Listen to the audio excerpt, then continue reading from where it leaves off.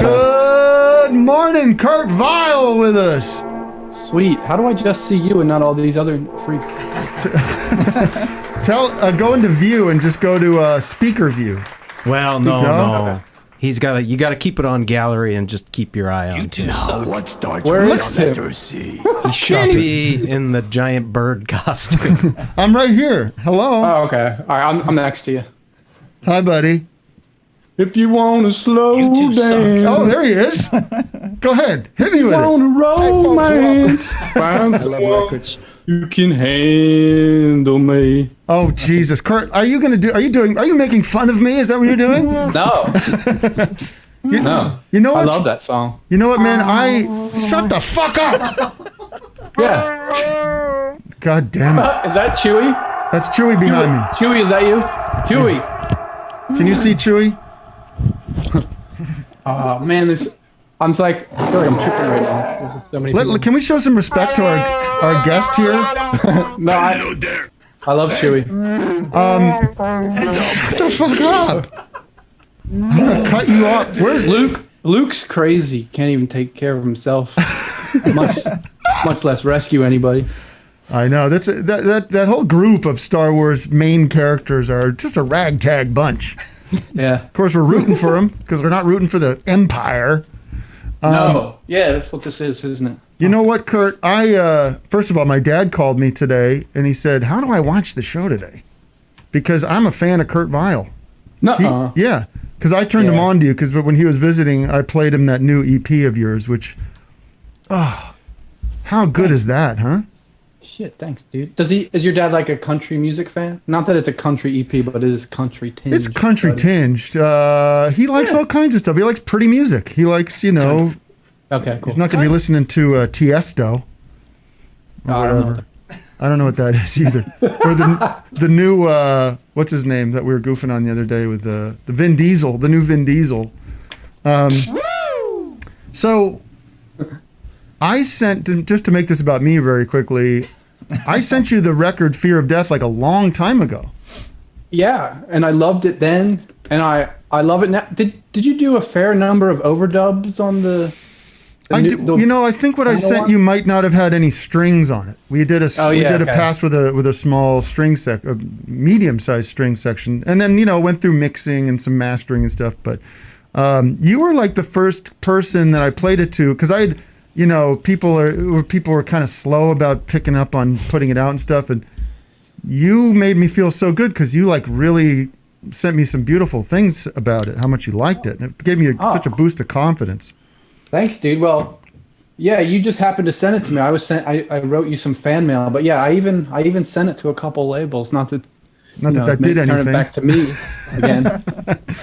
You sent it to Geffen and MGM and EMI, and Asylum. EMI passed. Asylum said no, but I'm such an admirer of yours. You did send me a nice letter. You sent me a nice fan letter, like it was really nice. And you're a fan of this show. I am. I'm slow on the internet, but thanks to the pandemic, I'm figuring it all out. So yeah, I've been. And you I actually don't have that much a problem with that. You've put out this beautiful video the other day that was I was surprised actually because it was you and first of all it's you and your family or your daughter at least, right? Yeah, two of my daughters. Two of your daughters. And you did a very explicitly pro Biden, basically a commercial, I guess, or just a song. Yeah. I don't know how you describe it. You posted. Do you ever worry about, do you get backlash from that? Do you have like people that are from both sides, frankly? I don't care because this is like the scariest time ever. And nobody in the world is perfect, but the current president we have is terrifying. Everybody knows that. The people who don't know that are totally, literally getting like attacked by the internet, God. Yeah. Internet gremlins. Fucking with their tunnel vision, whatever, So, Yeah, I was explicitly saying vote for Biden. Yeah, and you're in Pennsylvania, and you're like known as like a Philly dude. You've got like deep connection, deep roots in that area. I got deep connections here because I got a house here and I live in it. But you're clear, like you're a Philly. Your family's like Philly, like you're Philly, right? Yeah, I guess. Aren't you? Or you're Fuck that, dude. I was born in Malibu. Yeah. Well, actually, Vic's right. I'm Allentown, which is actually a totally different subculture than Philly. You know? I know. I can't relate with Allentown. No.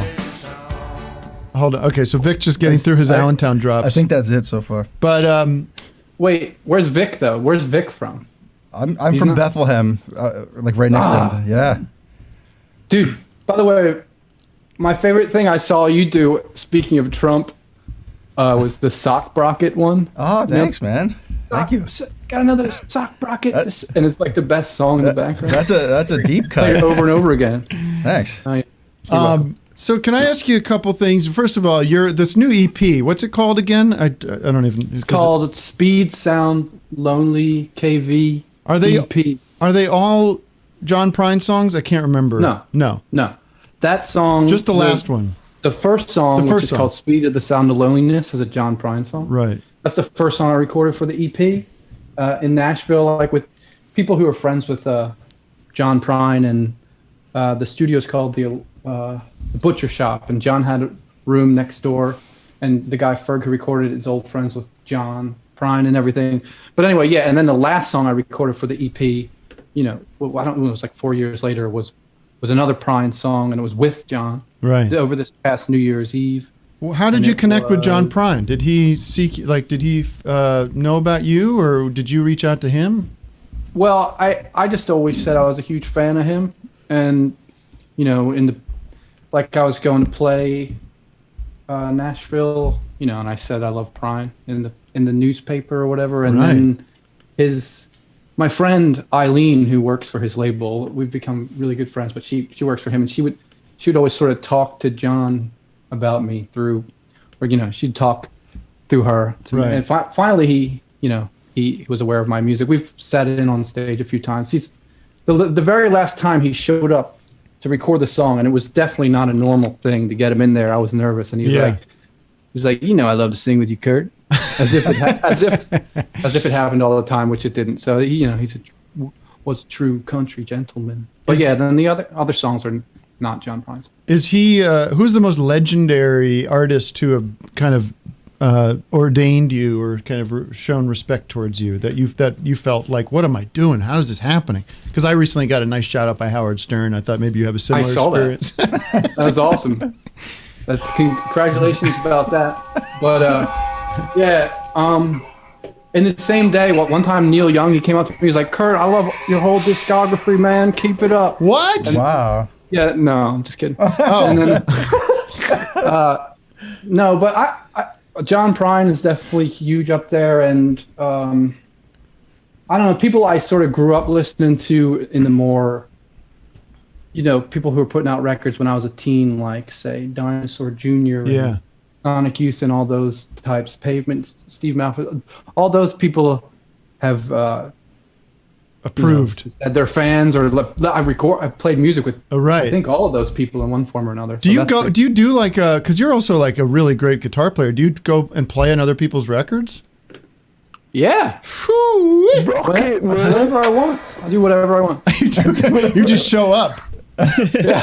It's gonna be a good drop. Just drop in.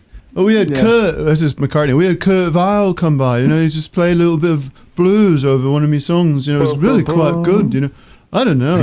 We didn't end up using it, but we couldn't use it. What if Bob called you and, hey man, I can't stand your music. I can't stand your music. He would say that. I see your name everywhere. I can't stand it. I can't stand it. I can't tell if it's good or bad. You're like, oh man. Well, either way, Bob. You know, thanks for listening. I can't tell if I like it. Seems like you don't know anything. No, it seems like you don't know the first thing about music. But that's what I like. You're fucking with your head. Maybe I don't. Maybe I don't. Yeah, I'm just still trying to figure you out. That's one of my favorite things. What are you working on now? I'm forced to be recording at home and like everybody and taking it pretty slow. I would like to finish a record out there where you guys are in LA, like maybe in the spring. Like it's cool to see you over the internet here, but I wish it was in the studio because then we could play like some music together without it like doing that weird Zoom. If you try to sing together, we tried that before. Noise. I've tried that with people like playing over Zoom, and it's a disaster. It does not work. I always thought, wait, you know Casey Musgraves at all? Yeah, you know, I really like her. I like that record that she put out. The last thing she put out, I thought it was really good. I got super deep into it, and I wasn't expecting it because I thought it was like more like pop country, which it's not. I mean, it's listen to this: always early, never late. Yeah, that's exactly. That's so that's great. That's the song I thought you should cover in sort of like your country Yellow River Boys. Yeah, always early, never late. Because it like kind of changed the vibe a little. I know you're like good in a glass, good on green, good when you're putting your hands all over me. Yes. How about that? It kind of changes the vibe. How about that new song I sent you? Did you like that? I sent you a song. I love that song, Buddy. Yeah, Buddy. I maybe we could do that together when you're out here in LA. We could do like a little impromptu duet, or you're my next Wise Blood. I will do it, and I will say too that the first two verses were like perfect. It sounded like finished, and then the third verse, some of the vocals were coming off, but that's okay. We'll tighten that up later. Oh, please. Yes. Give me all the notes. Oh, and I wrote a third verse, and I'll tell you about it later, but it's like a sad song because it's about this guy I knew in high school that didn't make it.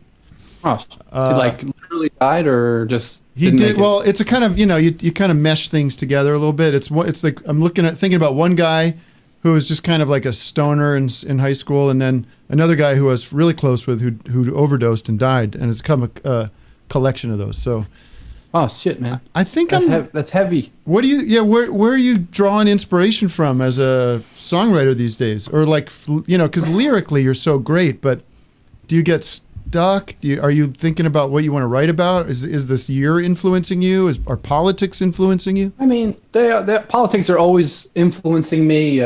My usual reaction to politics for the last 4 years or so, for the last 4 years when we had like a dark periphery, is I'd just write bummer songs. I wouldn't, and I definitely was calling people out in my songs, but I found that I would just take those blatant, political lines out, and it's still sort of political. Yeah. Because you're bummed out by the state of the world. Yeah. So, but I'm still hopeful. I'm not, but.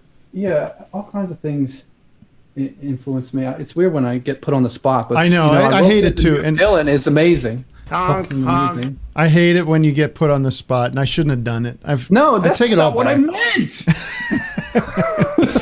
What's the worst? Well, because you do all the sorts of. What's like the question you secretly go, oh God, this again? What is that question that you groan inside when you get asked as a guy doing press about everything? Because it's a little hard to talk about music.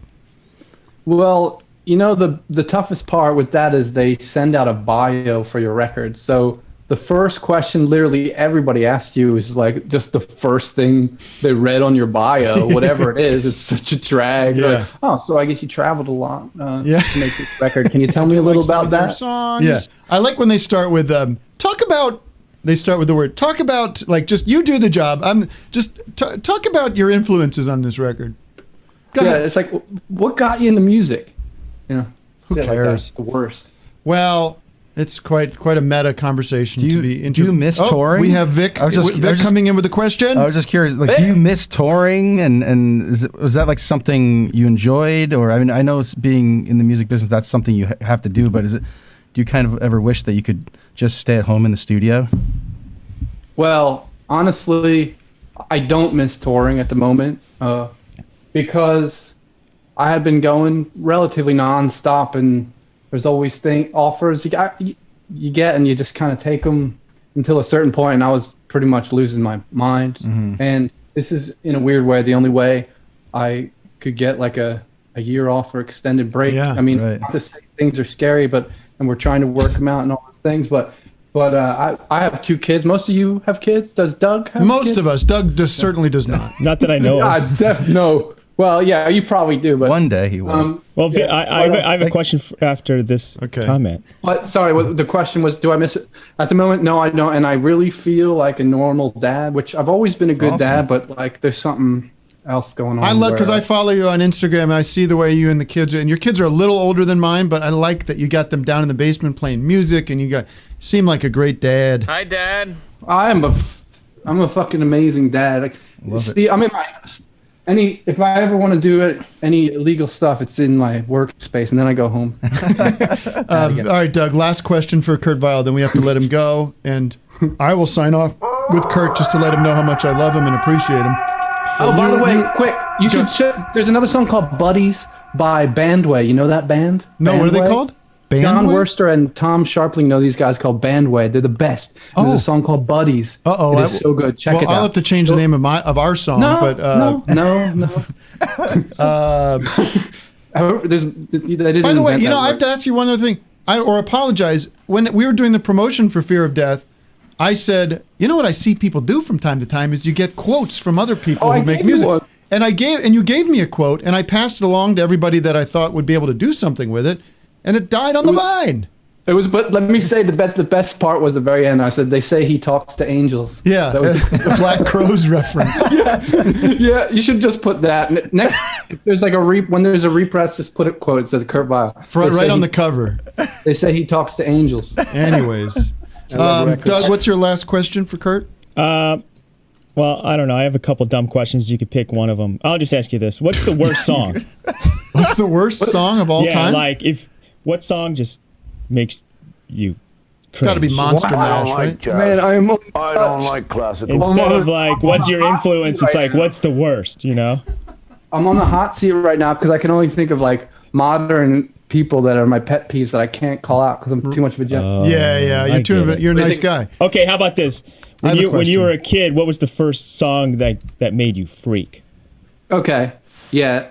Well, okay.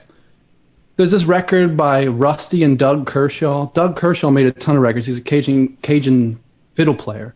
But Rusty, his brother Rusty, they made records together, sort of rockabilly Cajun records early on. And my dad was always playing this record. And later on, Rusty Kershaw went on to play with Neil Young on his, favorite.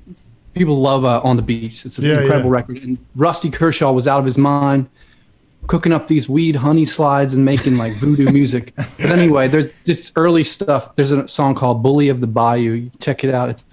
It's in my DNA. It's how I got that kind of. Even as a kid, Kurt Vile is like super cool, listening to really obscure stuff. Well, they're my dad's records. That's not really obscure. But thanks. Yeah, I was gonna. That made me think of a good question for you. What is the opposite of Kurt Vile? Like, what is the polar opposite musically?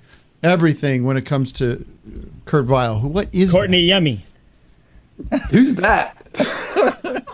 Oh, Courtney Yummy. That's pretty good. Like Kurt and Courtney, and then Vile versus Yummy. Who's Yummy? Like the opposite of vile. Like if something is vile. Oh, just the name. I thought you were talking about the music. I was, but Doug goes into wordplay heaven when I said. Well, I can respect that. I would say I don't know. Maybe. Maybe it's Vin Diesel. Maybe it is Vin Diesel. The opposite of Kurt Vile.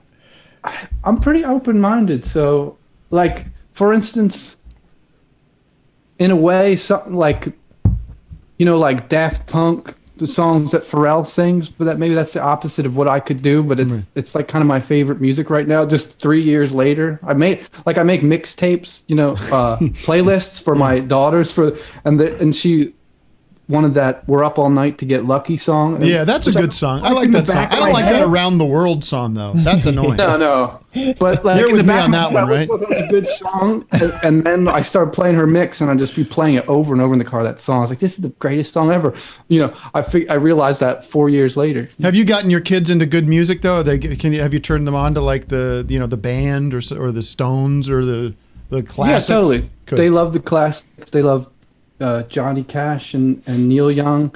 They're getting into pop music too. Well, they love Casey Musgraves. She's not pop, but they love they're really into Kesha now and like certain new Miley Cyrus. I love the new Miley Cyrus. What about? Did you like the new Flaming Lips? I liked the new Flaming Lips a lot. I haven't really heard it. It's good. Who are they? What are they like?